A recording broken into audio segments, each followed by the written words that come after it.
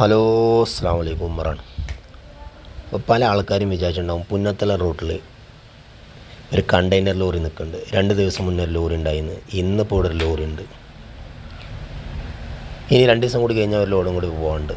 ഇതെന്താ സംഭവം എന്ന് വെച്ചാൽ നമ്മളെ ആദവനാട് പഞ്ചായത്തിൻ്റെ ഹരിത കർമ്മസേന ഓരോ വീട്ടിൽ നിന്ന് ശേഖരിക്കുന്ന പ്ലാസ്റ്റിക്കിൻ്റെ മാലിന്യങ്ങളാണ്.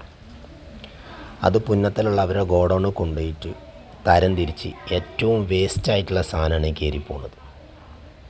ഈ വലിയ വണ്ടി അങ്ങോട്ട് ഇറങ്ങൂല. അത് പുന്നത്തലോട് നമ്മൾ ഗുൽമിനാറിൻ്റെ അവിടെ ഇട്ടിട്ട് അവർ ചെറിയ വണ്ടി കൊടുത്തിട്ടാണ് നിറച്ച് കൊണ്ടുപോകുന്നത്.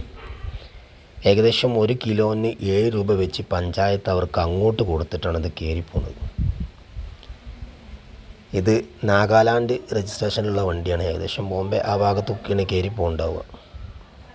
2 ദിവസം മുന്നേ ഒരു ലോഡ് കയറിപ്പോയിരുന്നു. 2 ദിവസം മുന്നേ. ഇന്നിപ്പോൾ ഒരു ലോഡ് കയറുണ്ട്. ഇനി ഇത് കഴിഞ്ഞാൽ ഒരു ലോഡും കൂടി പോവാണ്ട്. അപ്പോൾ ഇതൊക്കെ നമ്മളെ നാട്ടിലുള്ള വേസ്റ്റുകളാണ്.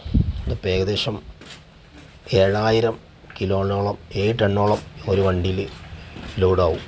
മിഞ്ഞാന്ന് പോയ വണ്ടിയിൽ ഏകദേശം 7 ടണ്ണിൻ്റെ മേലുണ്ടായി. ഇന്നിപ്പോൾ അതേപോലെ ഉണ്ടാവും.